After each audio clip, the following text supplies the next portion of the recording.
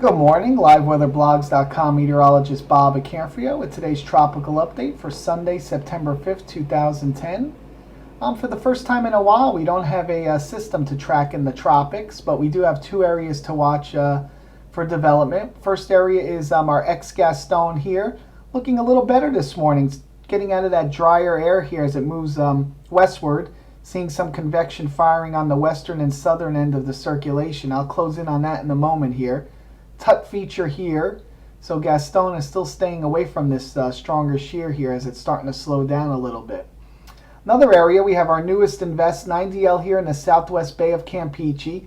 This area kind of popped up in the last day along this old trough along the that has become stationary here in the Gulf of Mexico. So on the southern end of this, and also we had a little energy come out of the Pacific here. So here we go, a nice broad area of circulation, almost seeing some banding features starting to develop with this, and this really could be on its way to a tropical depression later today. Let's kind of close in on that area first here. So broad area of low pressure, kind of see a little circulation if you look closely right in this area here. We're starting to see some convection trying to fire around it, so this really could be on its way to a tropical depression later today. And most of the models do have this sneaking up the coast a little bit, so it'll really depend on how long it could stay over water. If we could get a good 24 to 36 hours, could see a tropical depression or maybe even tropical storm Hermine. So what it's going to do, it's going to kind of slowly move up the coast here and then eventually move into Mexico as we have high pressure over Texas, which I'll show you in a minute here. Looks like good upper high trying to build over this system, so wind shear is kind of light right now. I suspect this upper high is even stronger than this is showing right now. It's showing 20 to 30 knots a shear, but boy, I don't see that on the satellite. So I think this upper high is a little stronger over it right now just by looking at that satellite view. Layer wind mean analysis. So this is where it's going. We have high pressure over Texas here, and then we have an upper level low just to its southwest. This is the western extent of a big subtropical high building here. So we see it's going to move just like this right along the coast and then eventually west. This high is blocking any move towards Texas right now, so this is going to move just like that. And if we look at the models, latest model runs on 9DL, you can see everybody sneaking it up the coast and eventually moving inland. So it really depends on how far north this goes and how far east it stays. If it stays over water a little longer, maybe a little stronger system. If it moves inland quickly, we might not see much out of it. So it's really going to depend on how long it could stay over water. GFDL, latest GFDL model does bring this to about a tropical depression, maybe close to a tropical storm before landfall in about 24 to 36 hours. GFS the same way. This is 24 hours early tomorrow morning and then 36 hours here by tomorrow afternoon. Again, starting to move into the coast of Mexico here. So here's Gaston now. Now Gaston didn't look too good last night. As the day went along, the circulation was really getting loose, and really thought it would kind of dissolve into a tropical wave. But we saw as it got back into that moist environment, circulation really starting to get tighter. Convection really starting to try to develop, definitely on the west and south end. Starting to really, these last few frames, you can see it trying to get back around the center. So this continues today. We could even see tropical depression Gaston come back to life later today. And if we look back at the wind shear map, you can see still good distance between this Tut feature and Gaston. And on the eastern side of these Tut features, we see more of an upper high trying to build. And so with that moist environment and just looking at this this wind shear map, I believe we're going to see Gaston come back to life here, and maybe even later today, definitely in about 24 hours.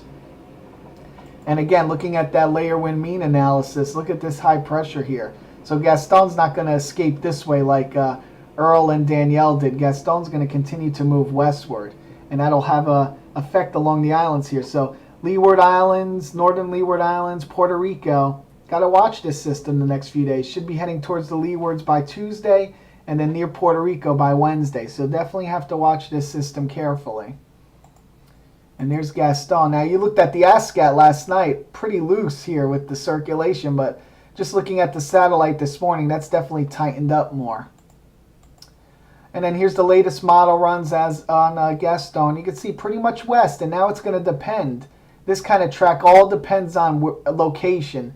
Does it move over these islands? We've seen a lot of storms die over Hispaniola over the years. Or does it move just north or just south? It'll all depend on how it's going to develop where it moves. So it takes more of this southern route here, then we could see it start to develop here pretty rapidly with lower shear and definitely warmer waters. Even north of the islands it has a good shot, but over the islands, which some of the models are bringing it, then not much development.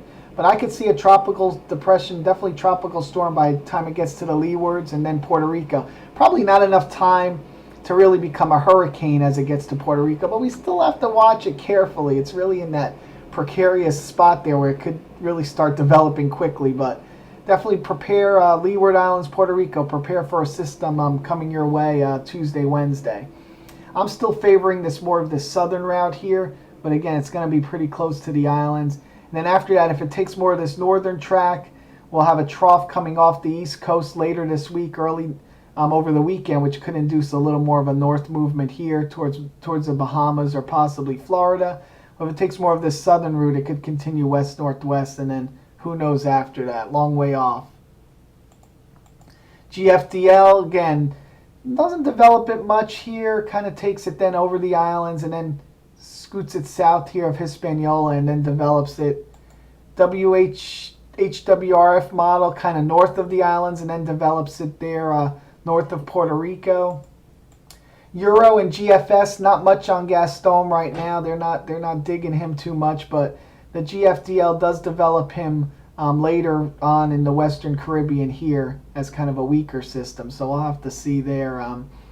Looks like it probably tracks it over the islands more and doesn't really develop it as much. A lot of the models, as you can see here, here's the later on down the road for the Euro model developing another system off the coast of Africa. And a lot of the models do have a system coming off the coast of Africa by midweek and developing. So we're definitely going to watch for that.